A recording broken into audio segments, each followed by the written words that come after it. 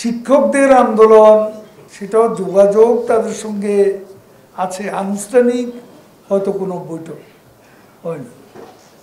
আমরা আশা করি সেটাও খুব বেশি জটিল সমস্যা নয় যে সমাধানের অযোগ্য, এমন কোনো সমস্যা নয়। সেটাও সমাধান অচিরে হয়ে যাবে বলে আমরা বিশ্বাস করি। আমাদের অবস্থান এখানে, সরকারের অবস্থান একেবারেই পরিষ্কার, স্ফটিকের মতো পরিষ্কার। আমরা যারা আজকে আন্দোলন করছেন, আমি একটা বিষয় যে আমাদের বিভিন্ন মিডিয়া কোটা বিরোধী আন্দোলন, আমার তো মনে হয় তাদের সঙ্গে যোগাযোগ করে যেটা জানা গেছে সেটা হলো কোটা সংস্কার বিরোধী আন্দোলন। আসলে তারা সম্ভবত কোটার সংস্কার চায়। এখন যখন তারা নিজেরাই তাদের প্রতিনিধি, তাদের আইনজীবী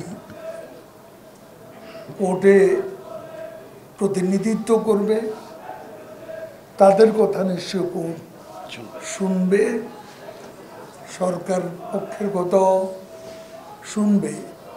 সব পক্ষের সাথে আলাপ আলোচনা করে সব পক্ষের কথা শুনে আমি মনে করি দেশের সর্বোচ্চ আদালত, অ্যাপিল বিভাগ বাস্তবসম্মত একটা সিদ্ধান্ত নেবে, এটাই আমরা আশা। এবং ওই পর্যন্ত ধৈর্য ধারণ করার জন্য আমরা সংশ্লিষ্ট সবাইকে অনুরোধ করব।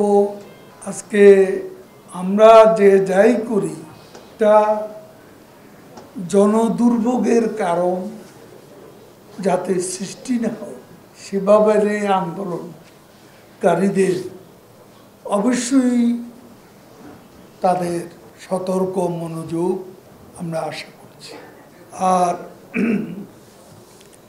এ নিয়ে আমাদের কারো, নগদের কাছে সব গ্রাহকই প্রিয়, তাই তো সারা দেশে ক্যাশ আউট চার্জ সবচেয়ে কম। কোনো প্রকার উস্কানিতে আমরা যাব না। আমাদের কেউই যেন কোনো প্রকার প্রভোকেশনে না যান সে ব্যাপারে আমরা সবাইকে সতর্ক করে দিচ্ছি, স্মরণ করিয়ে দিচ্ছি। আপনারা জানেন প্রধানমন্ত্রী দেশরত্ন শেখ হাসিনা আমাদের নেত্রী, তিনি এখন চীন সফরে আছেন। তিনি যেভাবে ইনস্ট্রাকশন দিয়েছেন সেভাবেই আমরা চলছি। এবং তিনি বহু আন্দোলন করেছেন, আবার অনেক আন্দোলন মোকাবিলাও করেছেন। তার অভিজ্ঞতা সমৃদ্ধ নেতৃত্বে আমরা আমাদের কাজ চালিয়ে যাব। যেহেতু শিক্ষা প্রতিষ্ঠান,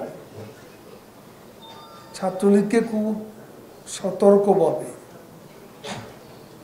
এ পরিস্থিতি মোকাবিলা করতে হবে। কোনো অবস্থায় প্রভোকেশন দেওয়া যাবে না। এবং আইন প্রয়োগকারী সংস্থাকেও নেত্রী নির্দেশ দিয়ে গেছেন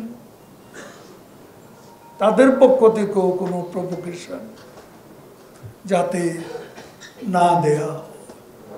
শিক্ষকদের আন্দোলন সেটাও যোগাযোগ তাদের সঙ্গে আছে, আনুষ্ঠানিক হয়তো কোনো বৈঠক হয়নি। আমরা আশা করি সেটাও খুব বেশি জটিল সমস্যা নয় যে সমাধানের অযোগ্য, এমন কোনো সমস্যা নয়। সেটাও সমাধান অচিরে হয়ে যাবে বলে আমরা বিশ্বাস করি।